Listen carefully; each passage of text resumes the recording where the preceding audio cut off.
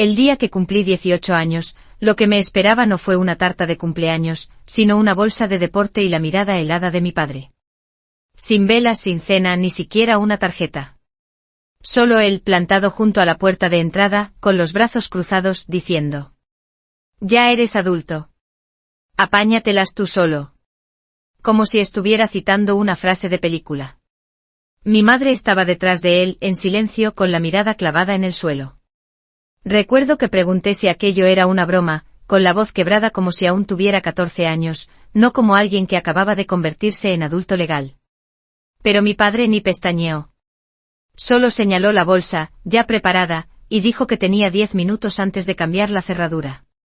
Así fue como me fui de casa. No con una celebración, sino con una mochila barata, $60 en el bolsillo y sin la menor idea de dónde iba a dormir aquella noche. Me llamo Alex y por entonces habían pasado solo 3 días desde que me gradué del instituto. No era un adolescente rebelde. No me metía en líos. Nada de drogas, nada de saltarme las clases, nada de peleas. Tenía un trabajo a tiempo parcial en una gasolinera del barrio, un GPA de 3,7 y el sueño de entrar, quizá, en un community college si lograba pagarlo. Pero nada de eso parecía importar. La verdad es que siempre supe que yo era el repuesto. Mi hermano pequeño, Nathan, era el hijo de oro. Desde niño bromeaba diciendo que debía tener un halo escondido en algún lugar del armario. ¿Sacábamos sobresalientes los dos? Sí. Los dos sacábamos buenas notas. Pero cuando lo hacía él, era brillante. Cuando lo hacía yo, era lo normal. Él destrozaba mi bicicleta y al día siguiente tenía otra. Yo rompía un cordón de las zapatillas y me caía una bronca por no cuidar mis cosas. Nathan era 2 años menor, pero lo trataban como si fuera el heredero de un trono que yo ni siquiera sabía que existía. A él le pusieron aparato, le pagaron clases de tenis. A mí me tocaban zapatillas usadas y silencio. Cada vez que preguntaba por qué todo era tan distinto entre él y yo, mi padre solo decía: «No dramatices, Alex. La vida no es justa». Y ahí se acababa la conversación. Siempre. Aprendí pronto a no apretar demasiado. Así que bajé la cabeza, hice mis turnos, hice mis deberes y me repetí que cuando cumpliera 18, me iría por mi propio pie. Pero por lo visto, ellos se adelantaron. La primera semana fuera de casa fue una pesadilla. Dormí en sofás de amigos hasta que los padres de alguno empezaron a sentirse incómodos. Una noche que llovía demasiado fuerte para andar por la calle, dormí en la sala de descanso del trabajo. Al final encontré un cuarto cutre en una casa compartida con 3 desconocidos. Uno vendía marihuana en el salón. Otro ponía música a todo volumen a las 3 de la mañana. Y el tercero apenas hablaba inglés, pero siempre sonreía y me ofrecía fideos instantáneos. Ese hombre, Chun, fue más familia para mí que mis propios padres. Tardé 4 años en poder mantenerme en pie. Trabajé en todo lo que pude. Cajero, repartidor, limpiador nocturno en un centro comercial donde el aire olía siempre a palomitas caducadas. Estudiaba en los descansos, hacía cursos en línea y al final, conseguí un título en informática. No era glamuroso, pero era mío. Sin ayuda de mis padres, sin fideicomiso, sin cuenta secreta de ahorros. Solo yo, un portátil hecho polvo y pura obstinación. A los 26 vivía en un apartamento limpio de una habitación, en un barrio decente. Tenía un coche que funcionaba, un trabajo bien pagado y por primera vez en mi vida, una sensación de paz. No era exactamente felicidad. Eso llegó después. Pero sí paz. Ya no pensaba mucho en mi familia. No iba a verles, no llamaba. No estaba resentido, al menos no de forma consciente. Solo pensaba que si no había sido suficiente para ellos, tampoco iba a suplicar ahora. Y entonces, un domingo por la mañana, todo volvió a cambiar. Empezó con unos golpes en la puerta. Iba en ropa de estar por casa, a punto de poner una lavadora, cuando los oí. 3 golpes secos, demasiado firmes para ser amistosos. Miré por la mirilla y me quedé helado. Era mi madre. Detrás de ella, medio oculto, mi padre, con los brazos cruzados en la misma postura que recordaba del día en que me echaron. Mi primer pensamiento no fue, ¿qué hacen aquí? Fue, ¿Cómo saben dónde vivo? Abrí la puerta, pero no me aparté. Alex. Mi madre empezó a hablar con la respiración entrecortada y los ojos muy abiertos, como si aquello fuera una reunión emotiva tras años de separación. Has crecido tanto. Ya soy adulto. Respondí seco. ¿Qué queréis? Mi padre intervino sin preliminares. Tenemos que hablar. ¿Podemos pasar? Los miré un largo rato. No dije que sí. Solo me hice a un lado. Se sentaron en mi sofá como si fuera suyo. Mi madre echó un vistazo alrededor, como inspeccionando si había polvo.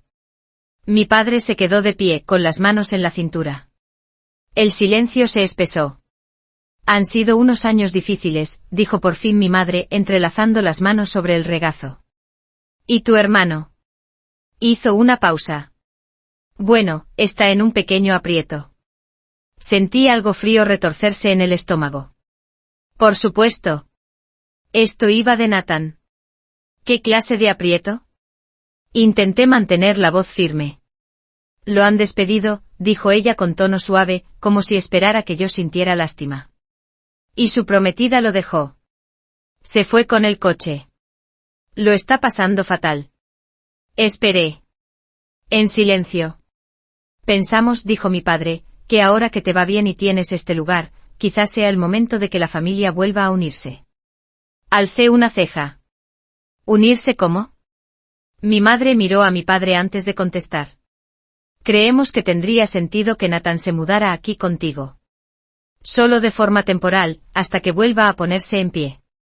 Hubo un instante de silencio tan absoluto que mareaba. Estuve a punto de reírme. A punto. ¿Estáis de broma?, dije. No, respondió mi padre tajante. Tienes espacio. Es lo mínimo que puedes hacer. La familia es lo primero. Esas 3 palabras hicieron que algo se quebrara dentro de mí. La familia es lo primero. La misma familia que me tiró a la calle como basura. La misma familia que me dejó pasar hambre mientras convertían la antigua habitación de Nathan en un espacio de estudio, después de que yo me fuera. A ver si lo entiendo, dije despacio, intentando no alzar la voz. Me echasteis de casa el día de mi 18º cumpleaños, sin aviso, sin apoyo, y ahora venís a pedirme que acoja a Nathan porque la familia es lo primero. Mi madre se removió incómoda. Cometimos errores. ¿Errores? La interrumpí. Eso no fue un error. Fue una decisión. Alex, dijo mi padre, dando un paso como si siguiera teniendo el control. Es tu hermano. Te necesita. No se le da la espalda a la familia. Me levanté. Vosotros sí me la disteis a mí. La habitación volvió a llenarse de silencio. Mira, intentó suavizar mi madre. Él ha pasado por mucho. No es como tú. No sabe manejar las dificultades. Siempre ha sido muy sensible. ¿Y yo no? Pregunté incrédulo. Yo simplemente no tuve el privilegio de derrumbarme. Estaba claro que no lo entendían. O no querían entenderlo. Mi padre siguió insistiendo, soltando razones, culpa, comparaciones. Incluso soltó algo sobre cómo yo había construido esta vida, gracias a su disciplina. Casi me atraganté. Eso no fue disciplina. Fue abandono. Así de simple. Ese día se marcharon sin una respuesta. Pero yo sabía que no había terminado. Lo sentía en las entrañas. No iban a soltar el tema. No con Nathan de por medio. Y no tenía ni idea de hasta dónde estaban dispuestos a llegar para conseguir lo que querían. Pero yo ya no era el chico asustado de 18 años al que dejaron atrás. Y esta vez tenía algo que perder. Y algo que proteger. Aún no lo sabía, pero la tormenta acababa de empezar. No llamaron en los días siguientes a aquella visita. Pensé que quizá, solo quizá, habían captado el mensaje y se habían echado atrás. Incluso empecé a soltarlo, convenciéndome de que aquella petición ridícula solo había sido un intento único de manipularme. Pero para el fin de semana siguiente, ya sabía que los había subestimado. Todo empezó con un mensaje de voz de Nathan. No había oído su voz en años, y al principio casi no la reconocí. Sonaba cansado, áspero y curiosamente ensayado, como si intentara sonar desgraciado a propósito. «Hey, Alex. Mamá y papá me han dicho que fueron a verte. Sé que es mucho pedir, tío, pero me estoy quedando sin opciones. He perdido el trabajo y el piso, y estoy tirando en casa de un colega, pero no está funcionando. Solo, necesito que me eches una mano. Solo hasta que vuelva a ponerme en pie. Por favor, llámame». No le devolví la llamada. No era frialdad. Era autoprotección. Sabía perfectamente cómo iba a acabar aquello. Nathan siempre había vivido de su encanto. Tenía esa manera desarmante de hacerse el indefenso, como un cachorro que se ha metido en medio del tráfico. Y la gente, sobre todo mis padres, corría a rescatarlo. Pero yo no. No esta vez. Yo llevaba cicatrices que ellos nunca habían visto. Y no iba a fingir que no existían solo porque ahora Nathan tuviera que enfrentarse a las consecuencias de sus propias decisiones. Aún así, el mensaje empezó a roerme por dentro. No culpa. Más bien una sensación de inquietud. Porque si Nathan había llegado a llamarme, significaba que mis padres habían activado la siguiente fase del plan. Y no me equivoqué. 3 días después, al volver del trabajo, vi el coche de mi padre aparcado frente a mi edificio. Se me hundió el estómago. Estaba de pie junto a la puerta, brazos cruzados, misma postura, mismo ceño fruncido. Cuando me acerqué, no se movió. Solo dijo: «Tenemos que hablar». Ni siquiera me molesté en invitarlo a entrar. «Hemos sido pacientes», dijo como si yo fuera un crío caprichoso que se niega a comer verduras. «Pero estás siendo egoísta». Me reí. Me reí de verdad. ¿Egoísta? ¿De verdad crees que soy egoísta? Tienes una vida estable ahora. Nathan, no. ¿No crees que tu hermano se merece una oportunidad también? Lo que él se merezca, dije, no tiene nada que ver conmigo. Se acercó un paso más. Te guste o no, sigues siendo parte de esta familia. No, respondí mirándolo de frente. Vosotros os encargasteis de que no lo fuera. No le gustó. Se le tensó la mandíbula, y vi un destello de ira en sus ojos. No rabia. Algo peor. Derecho adquirido. Como si en el fondo creyera que todo lo que yo tenía le pertenecía de algún modo para poder negociar con ello. No levantó la voz. Solo dijo: «Te vas a arrepentir». Y se fue. 2 días después, empezaron los mensajes inesperados de la familia extendida. Primos con los que no hablaba desde hacía años. Hasta un mensaje aleatorio en Facebook de alguien que decía ser amigo de la familia. Todos venían a decir lo mismo. No está bien darle la espalda a la familia. Nathan lo está pasando muy mal. Necesita apoyo. A ti te va bien, ¿no puedes ayudar un poco? Una prima incluso escribió: «Wow, no sabía que el éxito te había vuelto tan insensible». Estaba todo coordinado. Mis padres claramente habían montado su versión de la historia, probablemente una en la que yo vivía como un rey en una mansión, mientras el pobre Nathan dormía en la calle. La ironía era que mi piso era, en el mejor de los casos, normalito. Pero eso daba igual. La narrativa estaba marcada, y ahora yo era el villano. Podría haber contraatacado. Podría haber contado a todos lo que pasó de verdad el día que cumplí 18, como me echaron como si fuera basura. Pero una parte de mí no quería jugar a su juego. Había pasado demasiados años permitiendo que su relato definiera mi vida. No iba a mendigar que nadie me creyera. Ese fue el principio del lento desmoronamiento. Nathan empezó a aparecer en persona. Primero en el aparcamiento. Luego en el portal. Luego llegó a esperarme directamente en la puerta de casa. Siempre con la misma expresión de perro apaleado, como si estuviera tan hundido que casi no pudiera hablar. «No vengo a discutir», dijo una tarde con las manos en los bolsillos. «Solo necesito ayuda. No tengo a quién más recurrir». «No soy la persona a la que deberías pedírsela», respondí, intentando no cerrarle la puerta en la cara. «Pero eres el único que puede». Esa frase se me quedó grabada. No porque fuera cierta, sino porque él lo creía.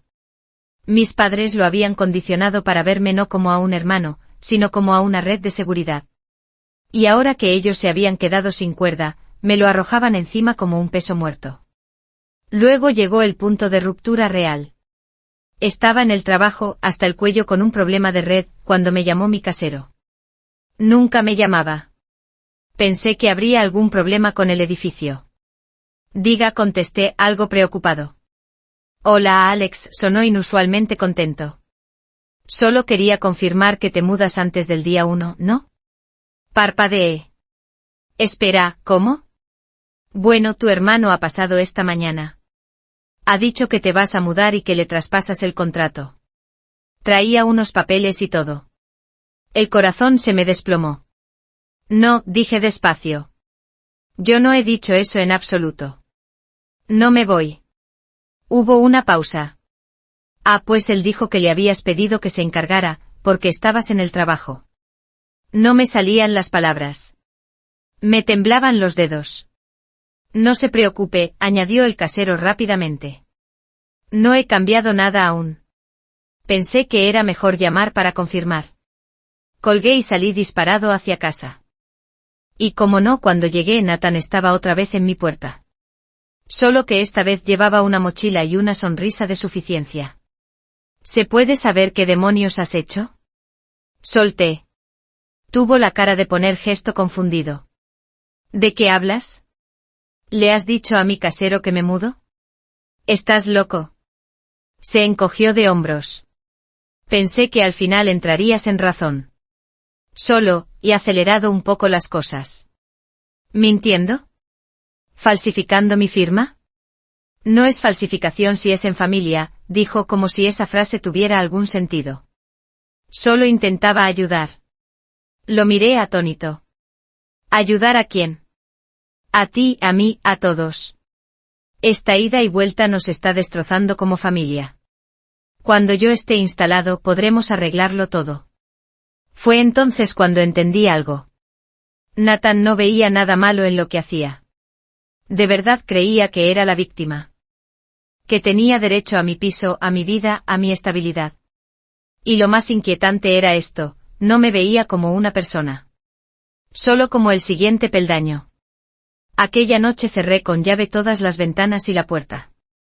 Le escribí al casero y le dije que bajo ninguna circunstancia, nadie podía hacer cambios en mi contrato salvo yo mismo. A la mañana siguiente cambié la cerradura. También compré una cámara pequeña y la coloqué en la entrada. Me daba igual si sonaba paranoico. Necesitaba pruebas si volvía a pasar algo. Y pasó. La semana siguiente al llegar a casa, vi que la cerradura estaba arañada. No rota, pero alguien había intentado forzarla. Revisé las grabaciones. Era mi padre. Había intentado entrar. Y ahí se acabó. Ese fue el momento en que dejé de esperar que fueran decentes. El momento en que acepté que no solo eran personas con un fuerte sentido de propiedad. Eran peligrosos. Ya no iba a limitarme a defenderme. Iba a prepararme. Y si pensaban que me quedaría sentado viendo cómo desmontaban mi vida pieza a pieza, es que no tenían ni idea de con quién se estaban metiendo. Porque esta vez yo no estaba solo. Y ya no jugaba a la defensiva. Ahora estaba preparando algo que nunca verían venir. Cuando vi el vídeo de mi padre intentando forzar la cerradura, pareciendo un delincuente de poca monta, no sentí miedo. No al principio. Sentí frío. Vacío. En mi cabeza se hizo un silencio extraño, como si mi mente necesitara tiempo para procesar la imagen. Ni siquiera se había puesto guantes. Sin máscara, solo una gorra de béisbol y una chaqueta que reconocí de cuando era niño. Como si hubiera salido del supermercado y, de paso, hubiera decidido cometer un delito grave. La única razón por la que no entró fue porque yo había cambiado la cerradura esa misma mañana. En ese instante me di cuenta de algo que llevaba años sin permitirme sentir. Tenía miedo. No porque creyera que fueran a hacerme daño físico, aunque ya no descartaba nada, sino porque por fin acepté lo que negaba desde los 18. No me querían. No de verdad. Quizá amaban la idea de mí. La versión que desaparecía en silencio, que no daba problemas, que no estorbaba a Nathan. Pero yo, el que sobrevivió sin ellos, el que se atrevió a decir que no. Ese era una amenaza. Un obstáculo. Y los obstáculos se apartan. Envié el vídeo al casero de inmediato. Le dije que estaba pensando en denunciar a la policía. Se mostró comprensivo, algo conmocionado, pero también nervioso. Dijo que si no me sentía seguro, quizá debería pensar en mudarme. Sé que lo dijo con buena intención, pero no dejé de sentir que otra vez me estaban castigando por las acciones de mi padre. Una vez más. Las semanas siguientes fueron borrosas. Dormía mal. Cada vez que pasaba junto a una ventana, miraba si había sombras. Dejé de usar auriculares al volver a casa. Incluso empecé a llevar spray de defensa personal. Y odiaba eso. Odiaba lo que significaba. Que no estaba seguro. No de extraños, sino de mi propia familia. Eso fue lo que me rompió. No los mensajes de los parientes. No el intento de Nathan de robarme el contrato. Ni siquiera el intento de allanamiento de mi padre. Sino darme cuenta de que si algo hubiera pasado, si no hubiera cambiado la cerradura, si hubiera llegado 10 minutos antes, no habría justicia. Nadie de los míos se pondría de mi lado. De hecho, probablemente me habrían acusado una vez más de exagerar. Ahí fue cuando toqué fondo. Por primera vez en años, pedí la baja por enfermedad. No salí del piso en 3 días. No contesté mensajes.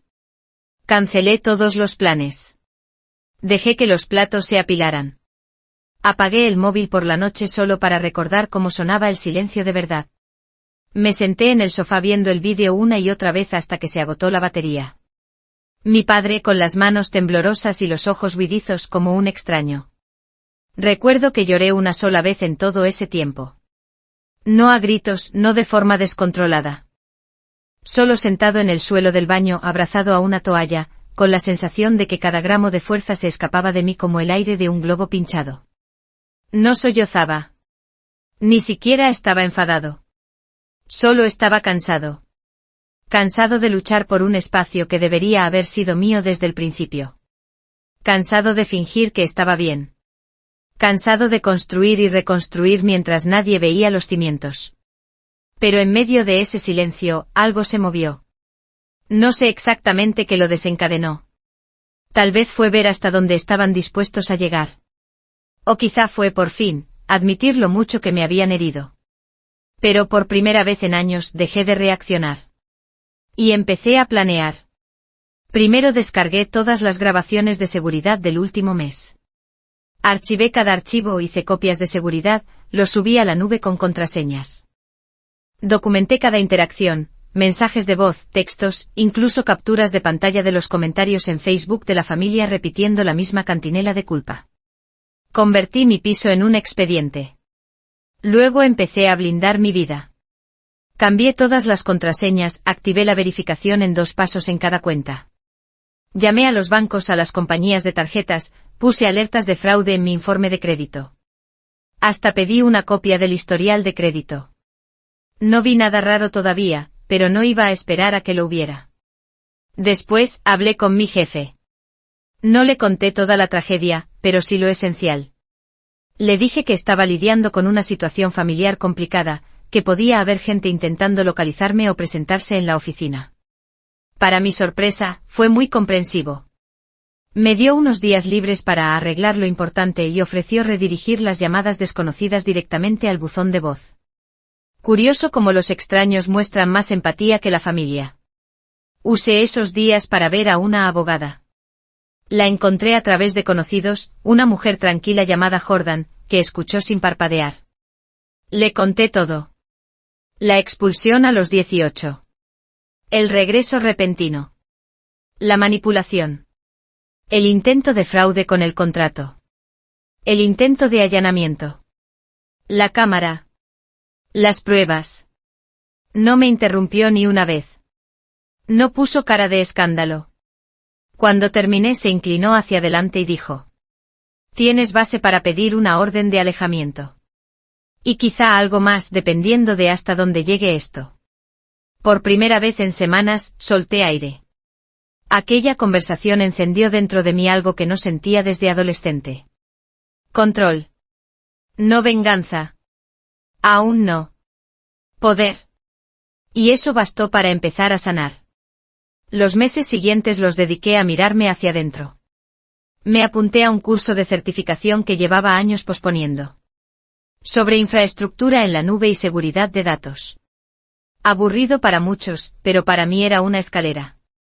Cada noche volvía a casa, hacía la cena y estudiaba.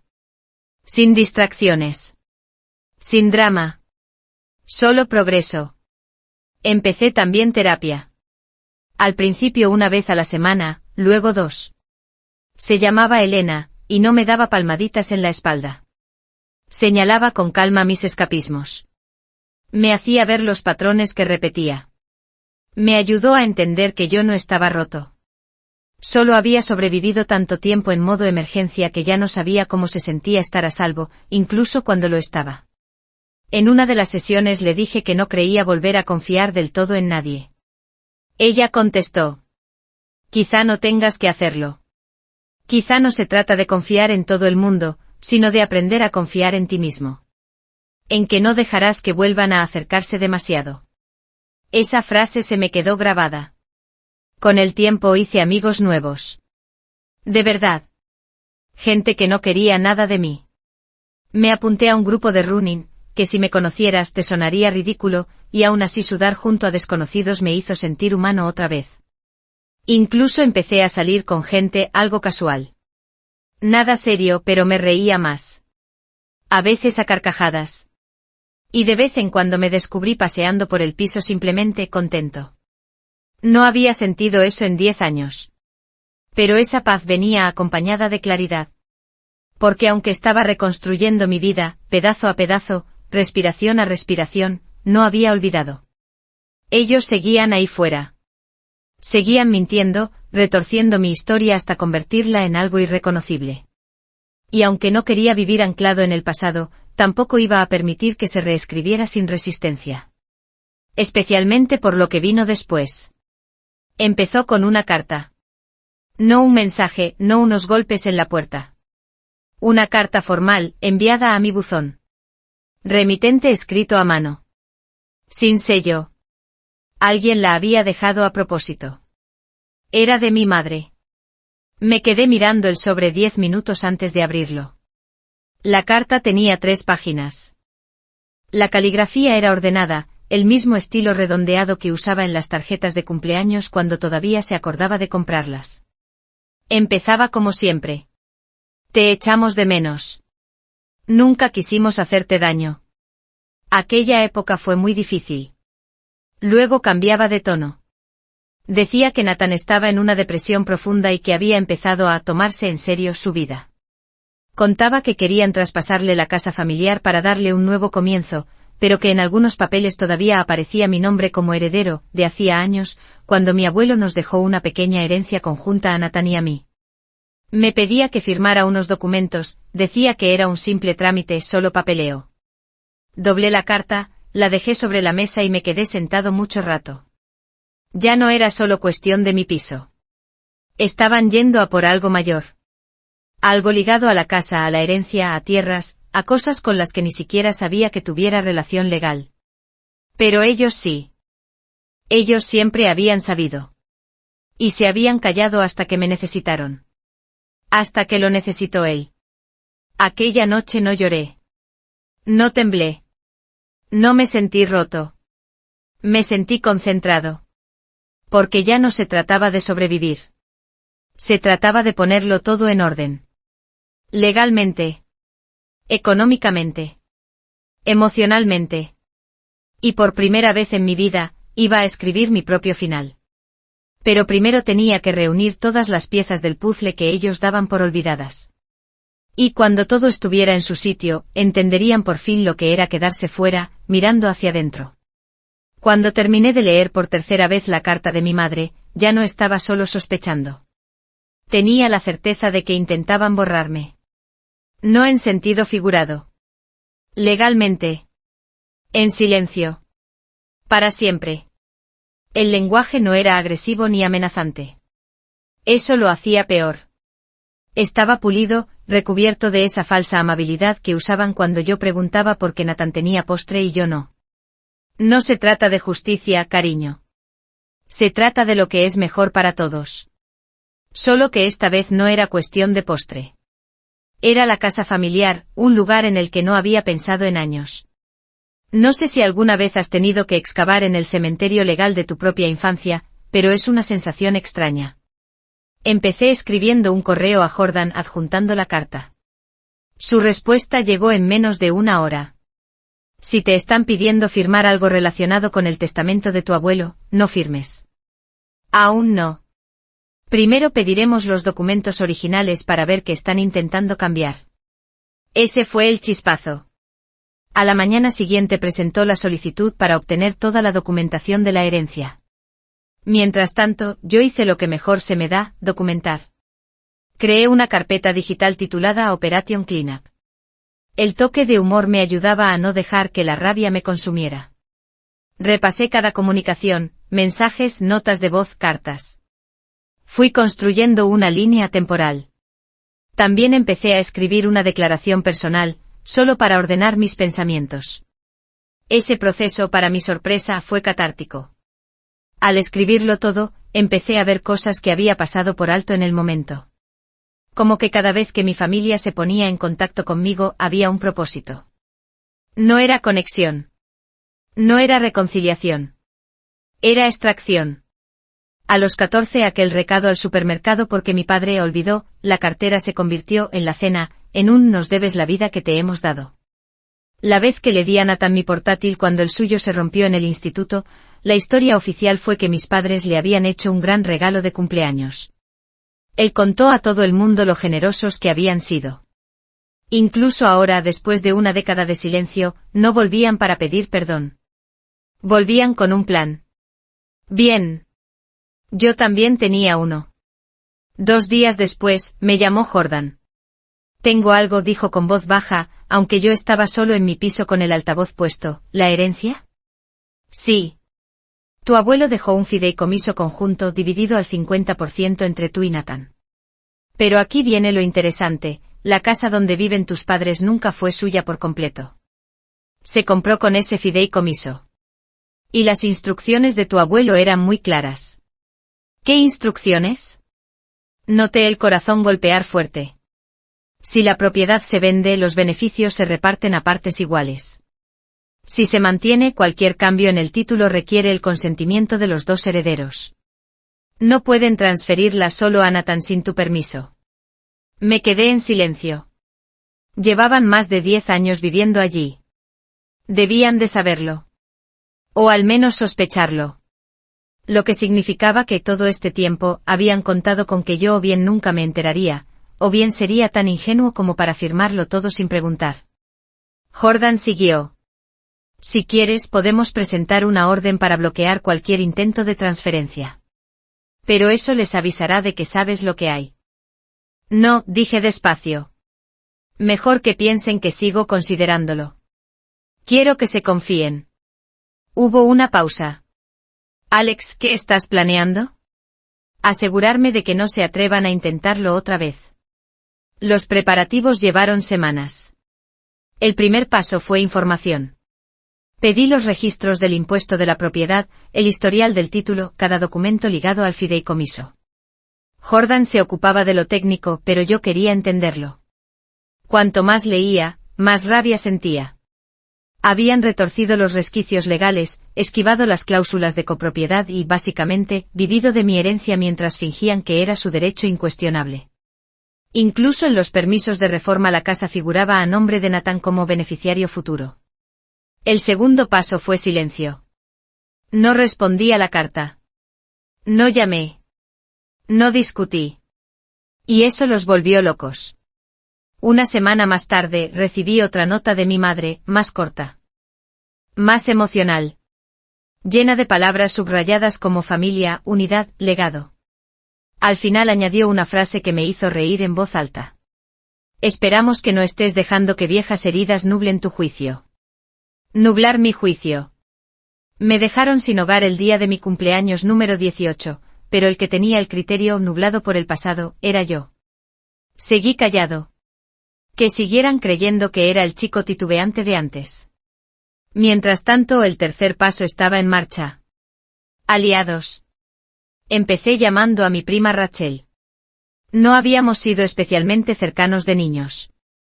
Ella vivía al otro lado del estado, pero siempre nos habíamos llevado bien.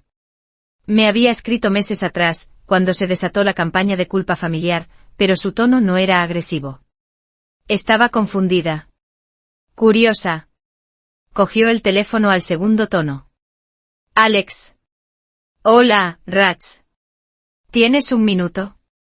Aquella conversación abrió una compuerta.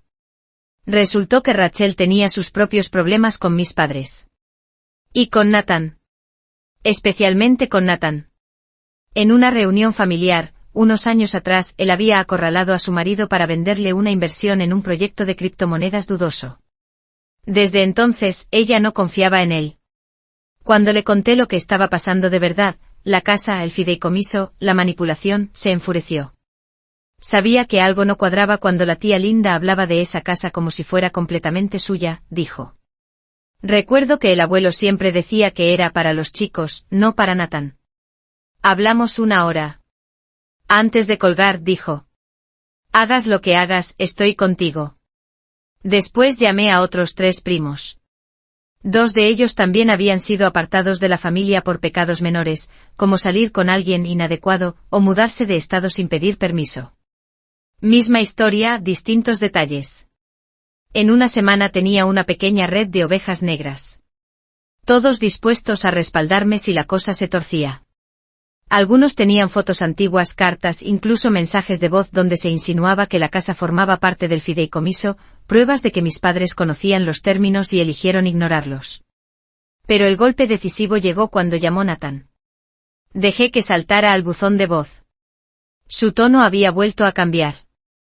Ya no sonaba derrotado, sino confiado, algo engreído. Hey, Alex. Mira, sé que te estás tomando tu tiempo con el papeleo, pero aviso, mamá y papá están cerrando todo con el abogado. Queremos tenerlo listo este mes. Sería más fácil para todos si firmas y lo envías, pero lo entiendo. A veces uno necesita sentirse en control. Solo no te demores demasiado. La familia está pendiente. Ese mensaje fue la pieza final. Estaban avanzando de forma ilegal.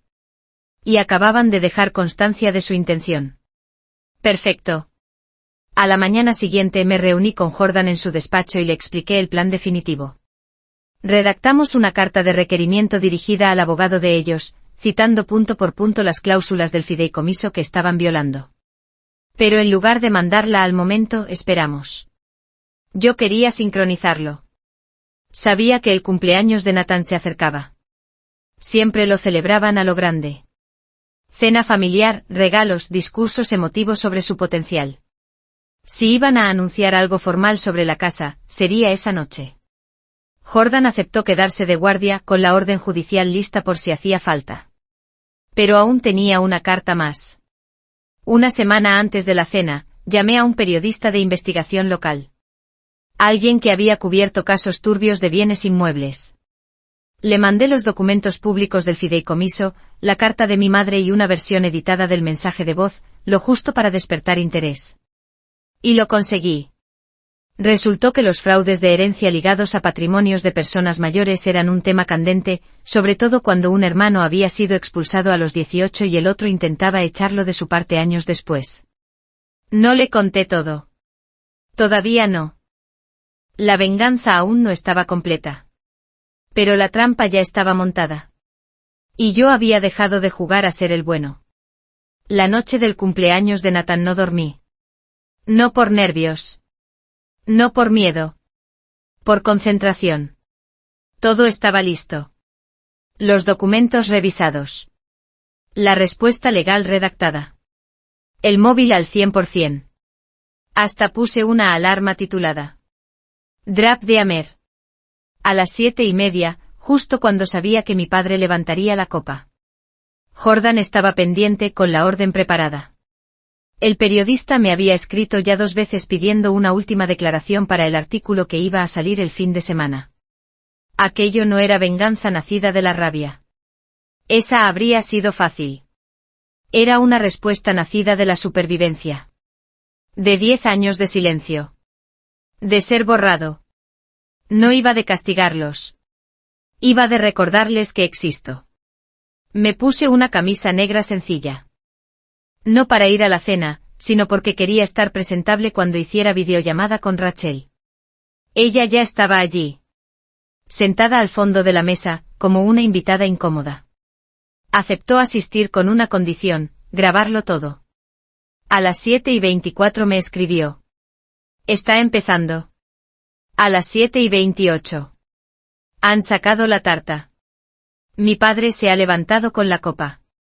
Abrí el portátil, entré en la carpeta compartida llamada Inheritance Audit, y comprobé que todo estuviera visible y con marcas de tiempo.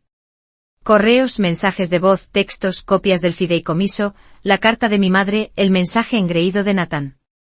Todo. Y esperé. A las 7:33, Rachel me llamó por vídeo. Contesté enseguida. La vi sujetando el móvil bajo la mesa.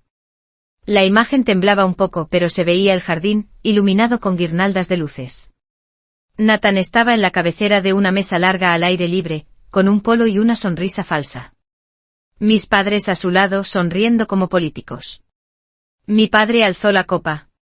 Por Nathan, dijo en voz alta, lo suficiente para que el micro lo captara, que siempre ha sido la roca de esta familia y que ahora, por fin, está listo para asumir la responsabilidad de ser el propietario de la casa familiar.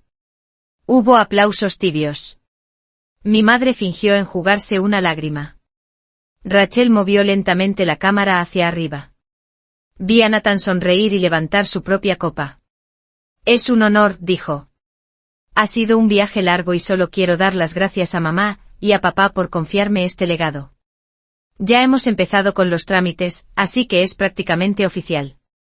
Sonreí y asentí para mí mismo. Era la hora. Le mandé a Jordan una sola palabra, ahora. En menos de 30 segundos, la carta de requerimiento salió hacia el correo del abogado, marcada como urgente. Una copia fue al correo compartido de mis padres. Otra a la oficina del registro de la propiedad del condado, para bloquear cualquier transferencia de título ligada a ese fideicomiso. Pero el golpe final vino del periodista. Abrí por última vez el borrador del artículo.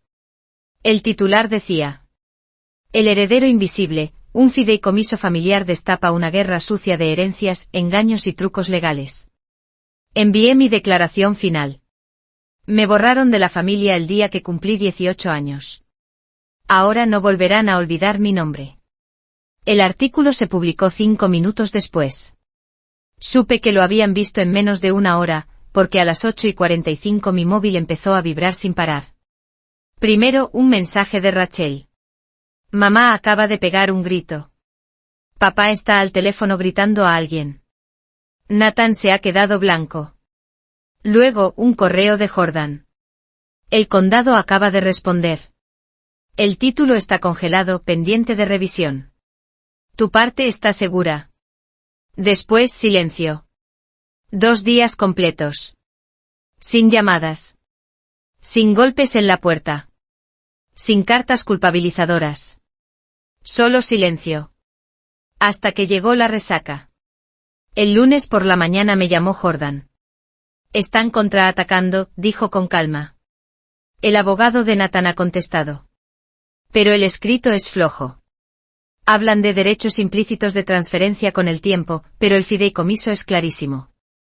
Es justo lo que esperábamos. ¿Y ahora qué hacemos? Pregunté.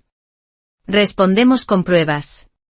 Documentación completa de cómo te dejaron sin techo a los 18. La cláusula de herencia. Sus intentos de coaccionar y tergiversar tu posición. Esto ya no es solo cosa de lo civil. Podemos estar hablando de fraude penal. La palabra fraude sonó a justicia. No era solo que intentaran quedarse con la casa. Era que lo habían planificado con tanta confianza, suponiendo que yo no me defendería, que seguiría siendo el débil, el invisible. Pero la verdad era que nunca les había interesado saber en quién me había convertido. En las 2 semanas siguientes, el artículo fue ganando tracción. No se volvió viral, pero sí lo bastante conocido para generar ruido en nuestro pequeño pueblo. Algunos vecinos me escribieron para preguntar si estaba bien. Uno llegó a decir: tu padre siempre presumía de lo orgulloso que estaba de sus 2 hijos. No sabía que en realidad, solo era de uno. No respondí. Dejé que hablara la realidad. Legalmente la casa quedó en un limbo. No se podía vender ni cambiar el título sin mi firma. El abogado de ellos empezó a echarse atrás rápido, sobre todo después de que Jordan presentara una queja formal ante el Colegio de Abogados del Estado, denunciando violaciones éticas por intentar tramitar el traspaso sin el consentimiento de todos los herederos. Eso sí llamó la atención. Pero el verdadero terremoto se produjo dentro de la familia. Las noticias corrieron. Rachel me contó que la tía June encaró a mis padres en la iglesia, preguntando si lo del artículo era verdad, diciendo que siempre se había preguntado por qué yo nunca aparecía. Que quizá me debían algo más que una llamada. Mi primo Will compartió el artículo en Facebook con el comentario: qué curioso cómo algunos se olvidan de quién colocó los cimientos mientras están ocupados decorando el salón. Las grietas se hicieron más grandes. Mis padres intentaron controlar la narrativa. Mi madre envió un correo largo titulado Nuestra versión. En él decía que yo estaba distorsionando la verdad, que ellos solo intentaban hacer lo correcto para los 2 hijos. El mensaje estaba lleno de disculpas a medias del tipo: sentimos si te sientes herido. Y. Siempre has sido demasiado sensible. Se lo reenvié a Jordan. Ella se rió. Oro puro. Guárdalo todo. Entonces Nathan volvió a llamar. Miré el número un momento antes de responder. No saludó. ¿Por qué estás haciendo esto? Soltó. Me recosté en la silla. ¿Te refieres a defender lo que es mío? Estás destrozando a la familia. No, dije. Solo me niego a que me robes. No es robo. Le mentiste a mi casero. Intentaste quedarte con mi contrato. Falsificaste papeles. Fuiste a escondidas con el abogado para mover el fideicomiso por detrás de mí. ¿Cómo lo llamarías tú? No contestó. Seguí. Permitiste que me echaran a la calle cuando tenía 18. Me viste desaparecer y jamás preguntaste si estaba bien. Y ahora quieres fingir que todo esto ha sido un gran malentendido. Era solo un crío, espetó. Yo también. La diferencia es que yo no tenía padres que pelearan por mí. Silencio. Largo. Luego en voz baja. Van a perder la casa. No dije nada. ¿Te importa siquiera? Pensé en ello. En todas las noches preguntándome por qué no era suficiente. En las conversaciones que repetía en mi cabeza solo para sentirme cuerdo. En los cumpleaños vacíos, las fiestas en solitario, el silencio que se tragó mis 20. No, respondí al fin. Me importa que recuerden por qué. Un mes después, llegaron los documentos finales. La casa tenía que venderse. Por los términos del fideicomiso me correspondía la mitad del dinero, más de $180,000. Mis padres tendrían que desalojarla en 90 días. Jordan se encargó de todo el papeleo. Yo no tuve que verles en el juzgado. Pero recibí un último sobre. Sin remitente. Dentro había una foto de la casa. El patio trasero. La mesa donde Nathan había dado su discursito de cumpleaños. Y garabateado en rotulador negro en la parte superior. Espero que estés contento. La pegué en la puerta del frigorífico. No como trofeo. Sino como recordatorio de que el silencio no significa debilidad. Que la distancia no es derrota. Y que a veces la mejor manera de tener la última palabra es construir una vida en la que ellos ya no tengan voz. Y eso es exactamente lo que yo